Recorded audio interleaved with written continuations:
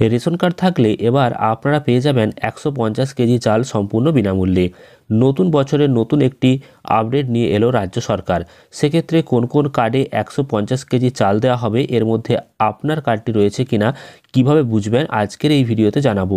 ভিডিওটি শেষ পর্যন্ত অবশ্যই দেখুন। তার আগে ভিডিওটিকে লাইক করুন এবং চ্যানেলটিকে সাবস্ক্রাইব করে পাশের বেল আইকনে অল প্রেস করে রাখুন। আপনারা অনস্ক্রিন দেখতে পাচ্ছেন, রেশন কার্ড থাকলে বিনামূল্যে পাবেন 150 কেজি চাল।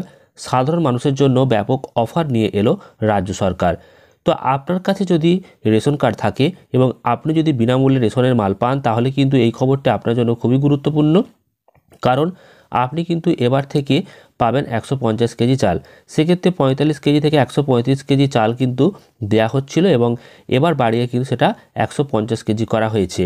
এবং এই যে চাল, এই চাল কিন্তু দেয়া হবে কেন্দ্র সরকারের, মোদী সরকারের তরফ থেকে কিন্তু দেয়া হবে, এমনটাই জানানো হয়েছে।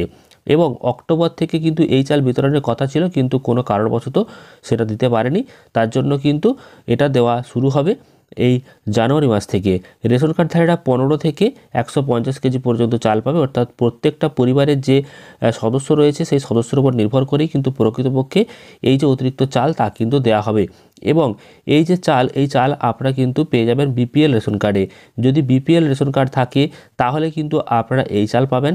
পাশাপাশি আপনাদেরকে যেই রাজ্যের বাসিন্দা হতে হবে সেটা হলো ছত্তিশগড়। ছত্তিশগড় রাজ্য সরকার কিন্তু এমন একটি বড় ঘোষণা করেছে, যেখানে কিন্তু বাড়তি যে রেশনের মাল দেওয়ার ঘোষণা করা হয়েছিল সেটা দেওয়া হয়নি। তার জন্য কিন্তু 15 থেকে 150 কেজি চাল পর্যন্ত পেয়ে যাবে একদম সম্পূর্ণ বিনামূল্যে ওই রাজ্যের রেশন গ্রাহকরা।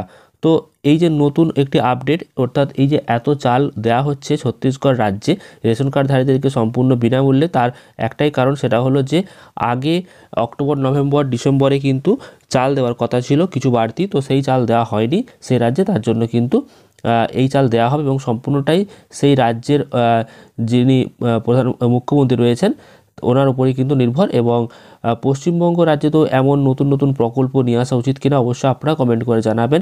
পরবর্তীকালে ভিডিওর আপডেটগুলি পেতে চ্যানেলটিকে সাবস্ক্রাইব করে রাখবেন। এছাড়াও ফেসবুক পেজ থেকে দেখলে পেজটিকে ফলো করতে ভুলবেন না। ধন্যবাদ।